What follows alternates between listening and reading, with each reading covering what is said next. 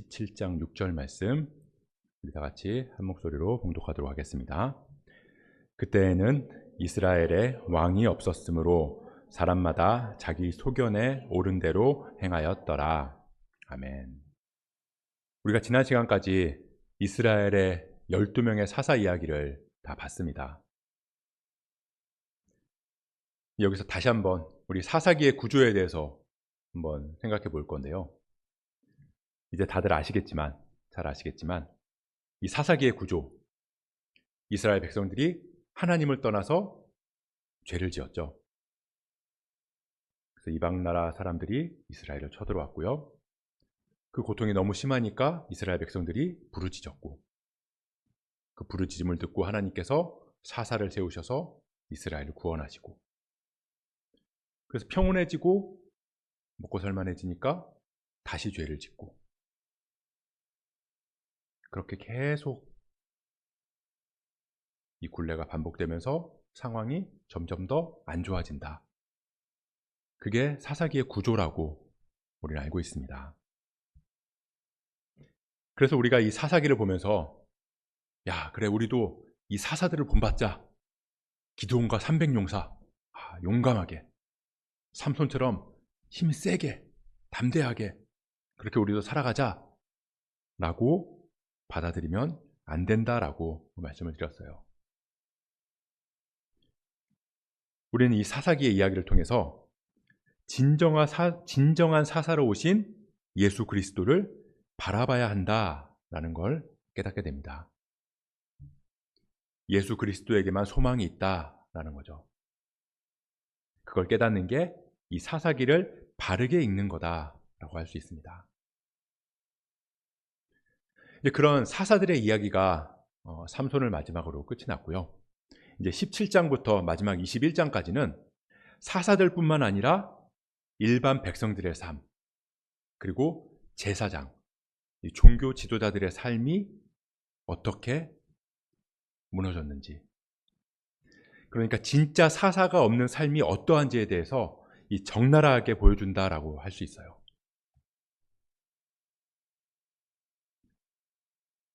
우리가 잘 아는 사자성어 중에 동상이몽이라는 말이 있습니다. 같을 동, 평상상, 다를 이, 꿈몽. 그러니까 같은 침상에서 잠을 자는데 서로 다른 꿈을 꾼다라는 뜻이잖아요. 한마디로 같은 환경, 같은 상황, 또는 같은 사물을 보고 들으면서 또 같은 말을 들으면서 서로 다른 의미로 그것들을 받아들일 때, 그때 우리는 동상이몽이다라고 말을 해요. 저희 집에도 그런 비슷한 일들이 종종 일어납니다. 예를 들어서 애들 엄마가 오늘 저녁에는 좀 영양가 있는 것들을 먹어야겠다라고 이야기를 하면요, 저녁에 식탁에 와서 어떤 애가 그래요. 오늘 저녁에 고기 아니었어? 무슨 소리야? 엄마가 분명히 고기 먹는다 그랬는데? 아니, 엄마가 영양가 있는 거 먹는다고 그랬죠? 언제 고기 먹는다고 그랬어? 아니, 고기도 영양가 있는 거잖아. 그럼 고기 먹는 거 아니야? 라고 이야기를 할 때가 있어요. 그냥 혼자 그렇게 생각을 하는 거죠. 물어본 것도 아니거든요. 그냥 혼자 상상하고 혼자 기대하다가 또 그러면 혼자 실망해요. 그래서 결국 이 저녁 먹는 내내 그냥 심통난 얼굴로 그렇게 저녁을 먹는 아이도 있답니다. 근데 그럴 때 보면 아이고, 이렇게 답답한 마음이 들 때도 있는데요. 사실 이 동상이몽이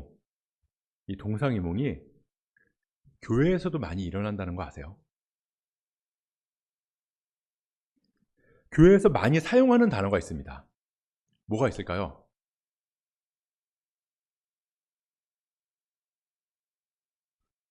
은혜, 구원, 또 축복.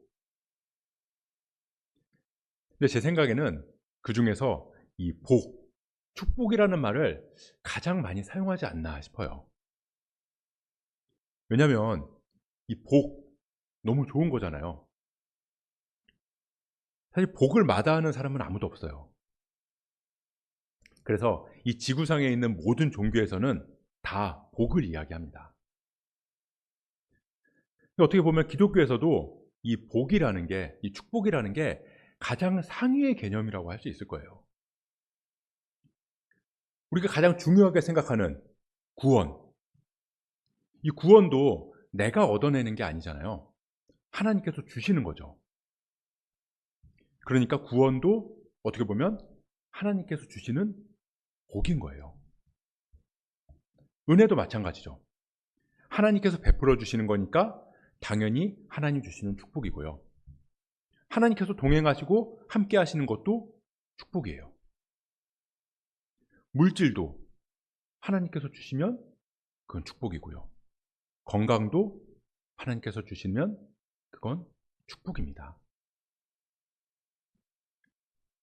그렇기 때문에 많은 사람들이 가장 내 멋대로 생각하고 가장 내가 원하는 대로 해석하기도 하는 것 같아요. 이 오늘 말씀이 그런 동상이몽에 관한 말씀입니다. 축복에 대한 동상이몽. 우리가 이 17장, 18장의 말씀을 다 쭉 읽어봐서 다 들어서 이제 아시겠지만 여기 나오는 등장인물을 크게 세 수로 나눌 수 있어요. 첫 번째는 미가랑 미가의 어머니, 두 번째는 레위 제사장, 레위 청년, 그리고 세 번째는 단지파. 그리고 이 세 그룹이 하나님께서 말씀하시는 축복을 어떻게 자기 멋대로 오해하고 있는지를 우리는 보게 될 거예요. 그리고 그런 그들을 하나님께서는 어떻게 평가하시고, 그럼 또 우리는 어떻게 해야 할까? 그렇게 되지 않으려면 어떻게 해야 될지에 대해서 생각해 보려고 합니다. 처음으로 미가랑 미가의 어머니가 나오는데요. 이 이야기를 아마 우리 지금 드라마 바이블로 들으면서 또 눈으로 말씀을 읽으면서 봐서 알겠지만 내용이 굉장히 코미디 같거든요. 이 미가라는 사람이 있었어요. 근데 이 미가라는 사람이 뒤에 보면은 한 아들을 제사장으로 삼았다, 세웠다라는 말을 보면 아들이 있었다는 거예요. 그러니까 나이가 어린 사람은 아니라는 거죠. 근데 이 사람이 자기 어머니의 돈을 훔쳐요. 근데 그 금액이 상상 이상이라는 겁니다. 은 1,100개. 10절에 보면 미가가 이 제사장을 고용하면서 제시한 연봉, 그게 은 10개거든요. 그리고 제가 지난번에 당시 일반적인 가정에서의 1년의 생활비가 은 10개에서 20개다, 그렇게 말씀을 드렸잖아요. 그러니까 이 집이 엄청나게 부자였던 거예요. 그리고 그 부자 집이기 때문에 또 이 아들이 어머니에게 또 엄청난 금액의 돈을 또 훔쳤던 거죠. 그런데 아무리 돈이 많은 집이라고 해도 큰 돈이잖아요. 근데 이 큰 금액의 은이 없어졌으니까 이 어머니가 어떻게 하겠어요? 지금이야 뭐 경찰에 신고를 하고 어떻게든 찾고 그렇게 하겠지만 당신 그런 게 없고 누군지 범인을 알 수 없으니까 이 어머니가 화가 나서 막 저주를 퍼부은 거예요. 근데 그 저주가 어떤 저주인지 우리는 모르죠. 근데 상상하기로는 이 듣기만 해도 무시무시할 정도의 저주였던 것 같아요. 그 저주하는 거를 이제 아들이 들으면서 걱정이 됐나 봐요. 저 저주가 나한테 임하면 안 되겠는데? 그래서 엄마한테 이제 솔직히 얘기를 합니다. 어머니, 사실 그 돈 제가 가져갔어요. 자, 그럼 보통 어떻게 해야 될까요? 정상적인 부모님이라면 혼을 내야겠죠. 근데 이 미가의 엄마가 어떻게 하냐면요, 막 그렇게 저주를 막 퍼붓더니만 막상 그 범인이 자기 아들이라고 하니까 아이고 내 아들 그랬구나, 야, 네가 하나님께 복을 받기를 원한다 라고 이야기를 하는 거예요. 근데 이미 무시무시한 저주를 퍼부었잖아요. 그러니까 좀 찝찝하겠죠. 이 저주가 아들한테 가면 안 되는데.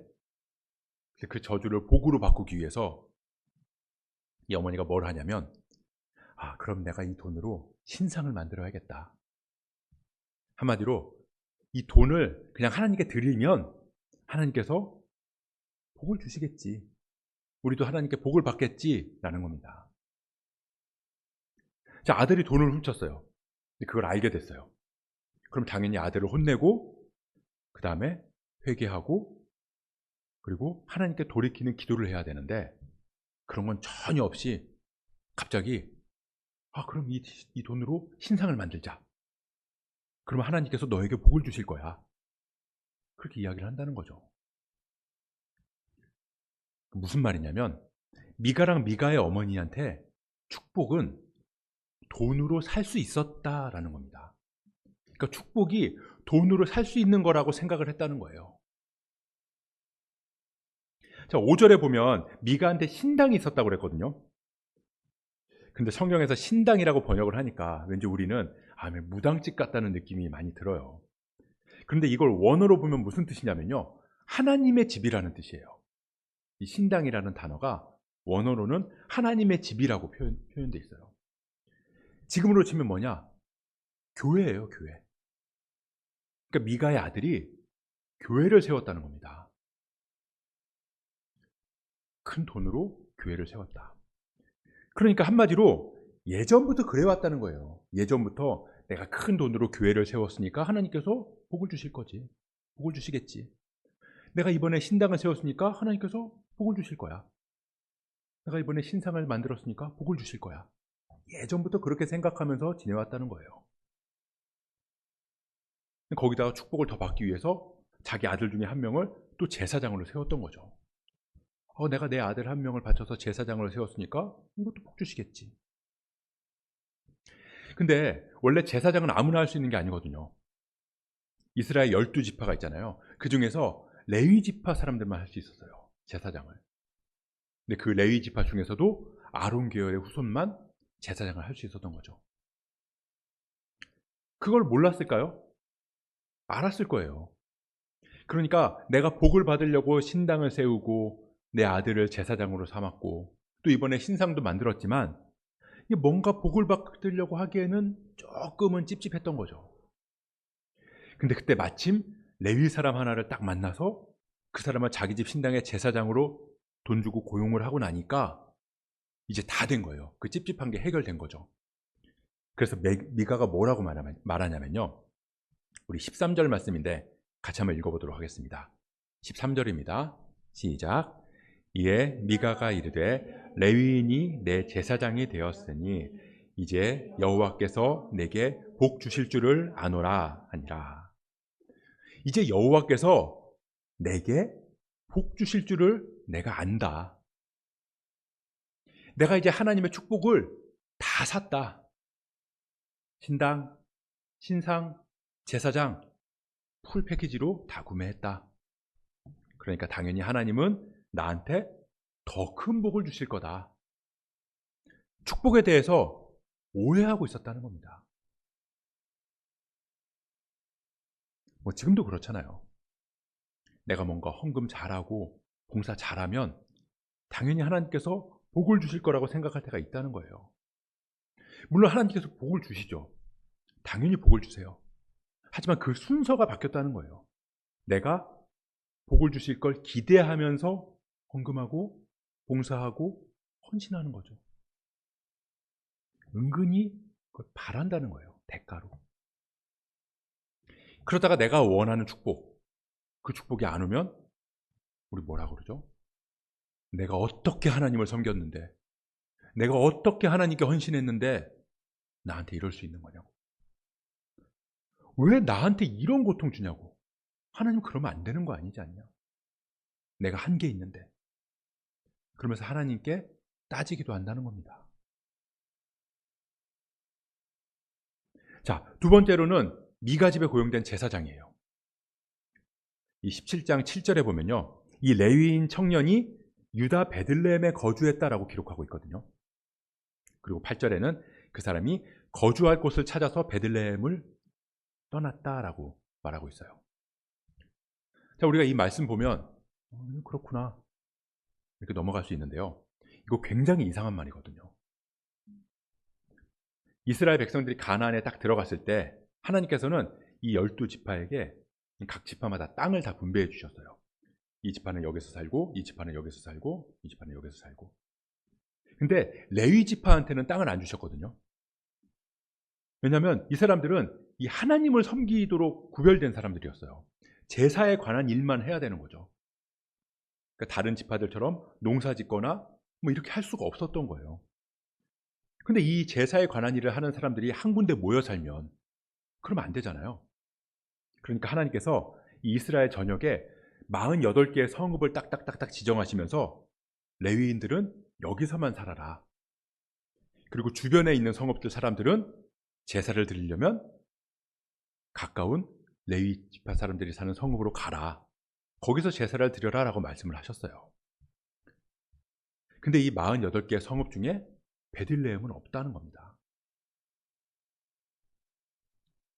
근데 이 레위 청년이 왜 베들레헴에 있었을까요? 이 당시에 이 시대적인 이유가 있는데요. 이 48개의 성읍이 이렇게 골고루 분배되고 흩어져 있지만, 근데 그럼에도 보면 어느 성읍은 조금 멀 수도 있고 또 어느 성읍은 좀 가까울 수도 있잖아요. 근데 베들레헴은요, 이 레위인이 사는 성읍이 상대적으로 먼 도시였어요. 그러니까 다시 말하면 제사 한번 드리러 가기가 꽤 어려웠다라는 거죠. 꽤 힘들었다라는 거예요. 그리고 이 제사를 드리러 가면 이 제사를 드릴 때 양이든 소든 이런 거를 바쳐서 제물을 드리잖아요.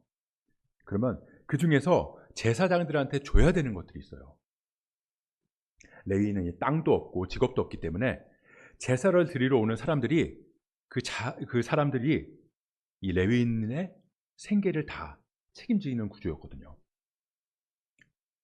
근데 그 체제가 완전히 무너진 거죠. 왜냐하면 사람들이 머니까 제사를 드리러 잘 안 가게 되고, 그러니까 사람들 생각에도 또 이걸 또 레위인한테 줘야 되는데 이것도 아까운 거예요. 그래서 사람들이 미가의 집에서 신당에 세워둔 것처럼 사람들이 자기 동네에, 자기 마을에 그냥 신당을 세워놓은 거예요. 거기서 자기들이 원하는 방식으로, 자기들이 생각하는 방식으로 그냥 제사를 드리는 거죠. 그럼 멀리까지 안 가서 좋고, 재물의 일정 부분을 제사장한테 안 줘도 좋고, 안 줘서 좋고. 그런데 신당을 만들어서 제사를 드리자니 이 미가처럼 조금 찝찝했던 거죠. 제사 드리는 방식도 잘 모르겠고. 그래서 미가처럼 돈을 주고 레위인들을 고용했던 거예요. 그러니까 이 한 사람 고용해서 이 사람한테 주는 게 모든 사람들이 다 가서 껌껌이 레위 지파한테 주는 것보다 훨씬 적으니까 유리했던 거죠. 그리고 또 레위인들은 어떨까요? 그런 니즈가 있으니까 하나님께서 정해주신 이 48개의 성읍을 벗어나서 여기저기 떠돌아다녔다는 겁니다. 그게 이 시대의 상황이었다는 거예요. 하나님께서 세워주신 이 체계가 완전히 무너지니까 너도 나도 자기 생각대로, 자기가 원하는 방식대로 살아가기 시작했다는 거죠. 그래서 한마디로 이 백성이건 종교 지도자건 다 썩어 있었다는 겁니다. 어쨌든 이 청년도 베들레헴에 있으면서 나름대로 이 생계를 유지하고 있었는데 그 벌이가 시원치 않았던 것 같아요. 그래서 더 좋은 조건을 찾아서 길을 떠났던 겁니다. 그러다가 우연히 미가를 만났고 미가가 제시하는 조건에 오케이 하고 거기 고용된 거죠. 17장 11절에 보면 미가가 해마다 은 10개랑 의복 한 벌 먹을 걸 주겠다라고 제시하니까 그 레위인이 그 사람과 함께 거주하기를 만족하게 생각했다. 무슨 말이냐? 레위인의 삶을 책임져 주는 게 하나님의 축복이었는데 이 레위인은 그런 거 무시하고 더 잘 되고 더 좋은 조건으로 가는 게 더 큰 축복이다 라고 착각했다는 겁니다. 그래서 뒤에 이 18장 19절 20절에 보면요, 단 지파 가가지고 이 청년한테 이야기를 하잖아요. 네가 한 집의 제사장으로 있는 게 좋으냐? 한 지파의 제사장으로 있는 게 좋으냐? 그러니까 그렇게 물으니까 이 청년이 마음에 기뻐하면서 단지파를 따라갔다라고 이야기를 해요. 자, 우리 18장 19절 20절 말씀 이것도 같이 한번 보도록 하겠습니다. 18장 19절 20절 말씀 같이 읽어보겠습니다. 시작. 그들이 그에게 이르되 잠잠하라. 우리의 아버지와 제사장이 되라. 내가 한 사람의 집에 제사장이 되는 것과 이스라엘의 한 지파 한 족속의 제사장이 되는 것 중에서 어느 것이 낫겠느냐 하는지라. 그 제사장이 마음에 기뻐하여 에봇과 드라빔과 새긴 우상을 받아가지고 그 백성 가운데로 들어가니라. 우리는 성장하고 발전하는 게 하나님 주시는 축복이라고 생각할 때가 많이 있어요. 물론 성장하고 발전하는 거 당연히 축복이죠. 근데 문제는 아닐 때도 있다는 겁니다. 아닐 때도 있다는 거예요. 지금은 실패처럼 보이지만 그게 하나님의 축복일 경우가 있다는 겁니다. 자, 회사에서 승진하거나 아니면 더 좋은 조건으로 연봉을 더 많이 주는 곳으로 이직하는 것, 그것만이 축복이 아닐 수도 있다는 거예요. 하나님께서 어떤 계획이 있으신지 또 어떤 뜻이 있으신지 그걸 우리는 모르니까 그래서 기도하는 거잖아요. 그래서 기도하는 건데 이 제사장은요, 어디에도 기도했다는 말이 없어요. 그냥 베들레헴으로 갔고요. 거기서 더 좋은 조건 찾아서 그냥 길을 떠난 거고요. 그러다가 미가를 만난 거고, 미가가 제시하는 조건에 기도도 없이 그냥 조건 보고 오케이 했다는 거죠. 그러니까 우리가 기도하지 않으면요, 복과 저주를 구분할 수 없다는 겁니다. 그냥 지금 당장 내 눈에 보기 좋으면 그게 축복이고요. 나한테 안 좋아 보이면 저주인 거예요. 오해하기가 쉽다는 겁니다. 자, 세 번째로는 단지파. 이 단지파는요, 원래 이스라엘 땅이 이렇게 있잖아요. 이렇게 있으면 단지파는 원래 분배받은 땅이 이 남쪽 아래쪽이에요. 근데 이 성경에 보면요, 그 땅에 블레셋 사람들이 원래 살았거든요. 성경에서 그 땅을 정복하고 차지하라라고 말씀하셨는데 그 사람들을 쫓아내지 못했다라고 기록하고 있어요. 단지파가. 그래서 거기 살기가 계속 피곤한 거죠. 툭하면 이 블레셋 사람들하고 이렇게 충돌이 있으니까. 그래서 좀 더 편하게 살 곳을 찾다가 본 곳이 뭐냐면 북쪽 맨 위에 있는 라이스라는 성읍이었던 거예요. 근데 거기가 어땠냐면요, 18장 7절을 보니까 거기 있는 백성들이 염려도 없고 평온하고 안전하고 부족하는 것도 없고 부유하다. 시돈 사람들이랑 멀다. 그러니까 시돈에서 쳐들어올 일도 없다. 어떤 사람과도 상종하지 않는다. 무슨 말이냐면 우리가 거길 쳐들어가도 도와줄 동맹이 없다.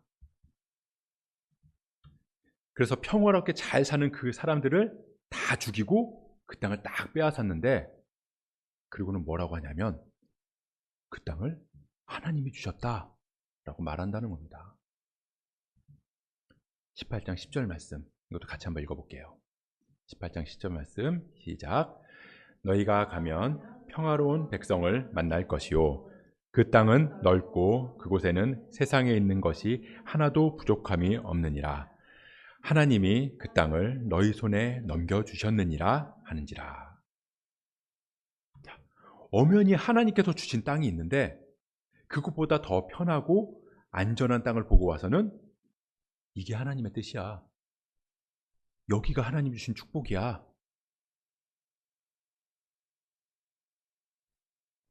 사실 처음에 이 사사기 17장이랑 18장을 보면요, 모두가 다 하나님 이야기를 하거든요. 그래서 굉장히 믿음 좋은 사람들의 이야기처럼 느껴질 때가 있어요. 미가도, 또 미가의 어머니도 여호와 하나님 계속 이야기를 하고요. 레위 청년도, 또 단지파 사람들도 계속 하나님 이야기를 해요. 그렇게 하나님의 이름이 난무하는데요, 그들의 모습 어디에도 하나님은 존재하지 않는다는 겁니다. 어디에도 그들이 기도했다는 말이 없고요. 어디에도 그들이 하나님의 뜻을 구했다라는 말이 없어요.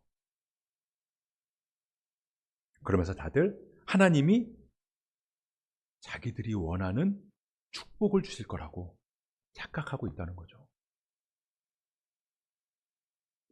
하나님께서 이스라엘 백성들을 택하셔서 복을 주시는 걸 넘어서 복의 근원이 되기를 바라셨는데, 그런 같은 축복을 이야기하면서 동상이몽, 하나님이랑 전혀 다른 꿈을 꾸고 있었다라는 이야기라는 겁니다. 자, 그럼 이런 현상이 나온 이유, 하나님께서는 어떻게 보고 계실까요? 17장 6절 말씀입니다. 같이 읽을게요. 17장 6절 말씀 시작.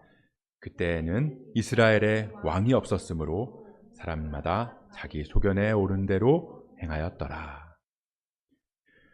왜 사람들이 이렇게 됐냐? 왕이 없었기 때문이다 라고 말씀하시고 계세요. 왕이 없었다.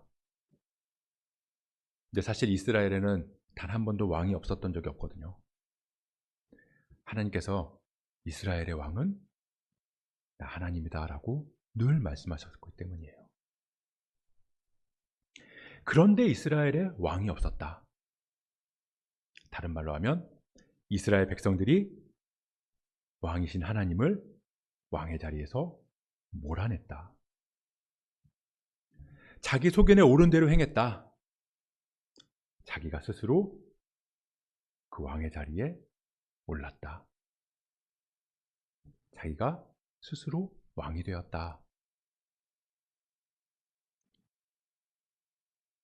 그래서 축복의 내용도 방법도 모습도 다 내가 정하고 내가 원하는 대로 오해했다라는 거죠.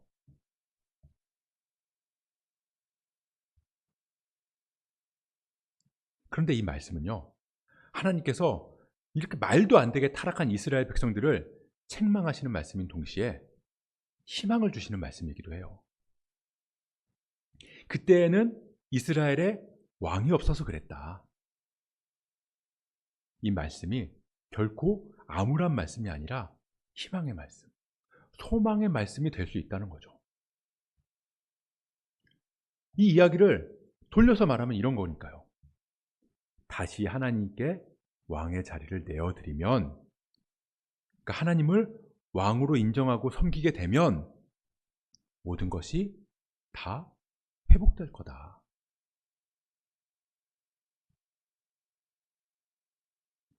이 교회에서 하는 말 중에 이런 말이 있어요. 하나님한테는 손자 손녀가 없다. 하나님한테는 자녀만 있다.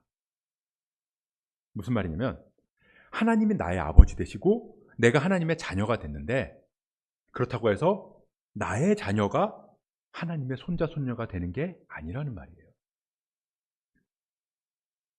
자녀들이 우리 아빠, 우리 엄마가 하나님의 자녀니까 나도 엄마 아빠의 믿음 덕분에 구원받을 수 있겠지. 그거 안 된다는 겁니다. 하나님한테는 손주가 없다고요. 하나님은 손자 손녀가 아니라 자녀만 있어요. 그래서 내가 하나님의 자녀가 되어야 되는 거예요.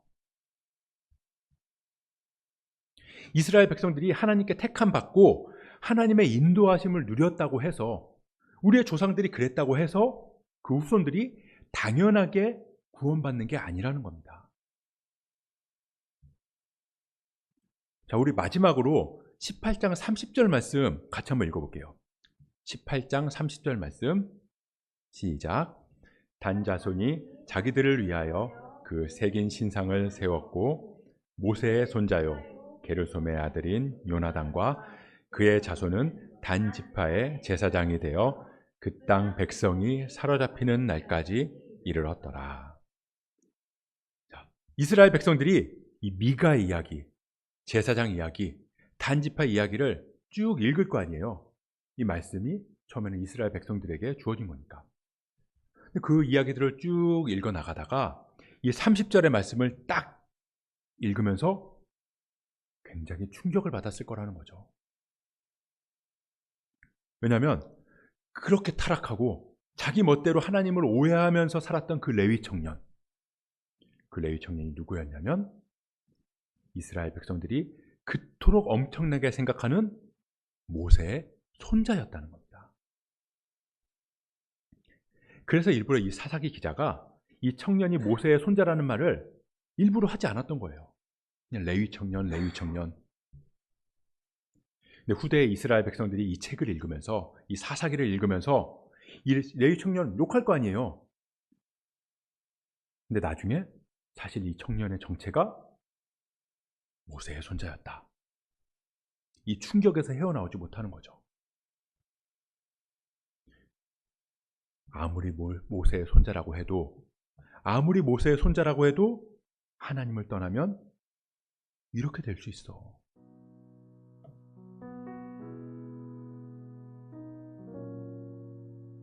우리가 생각하는 하나님의 축복, 사실 그거 다 축복 맞아요. 하나님 주시는 거 다 맞습니다. 하지만 거기서 가장 중요하고 가장 기본이 되는 게 뭐냐면요, 이스라엘에 왕이 없으므로, 즉 하나님이 나의 왕이 되시는 거예요. 하나님이 나의 왕이 되시면요, 신하가 왕에게 다 묻고 구하잖아요. 보고하고 명령에 따르는 게 당연하죠. 그게 기본이거든요. 그러니까 그것만 확실하면, 그것만 흔들리지 않으면 된다는 거예요. 우리가 생각하는 모든 축복 앞에 주님 안에서 그게 붙기만 하면, 그러면 우리에게 주어진 모든 게 다 하나님의 축복인 줄 믿습니다. 반대로 주님 안에서가 빠지면, 그거 없으면 아무리 좋은 것도 저주가 될 수가 있다는 거예요. 말끝마다 하나님, 하나님, 주여, 주여 달고 살아도요, 내가 왕이 되어서 살면, 그럼 어떤 것도 하나님께서 주시는 게 아니에요. 다 내가 만든 거지. 동상이몽, 하나님이랑 다른 꿈을 꾸고 있는 거라고요. 비전이 그런 거예요. 하나님이랑 같은 꿈을 꾸는 거. 하나님 바라보는 걸 나도 바라보고, 하나님의 마음을 나도 품고, 그게 우리에게 주시는 진정한 축복인 거죠. 우리 모두에게 그런 하나님의 축복이 가득하기를 소원합니다. 우리의 왕 되시는 하나님 앞에서, 그 하나님 안에서 날마다 주님과 같은 꿈꾸는 저와 여러분 되시길 주님의 이름으로 간절히 축복합니다.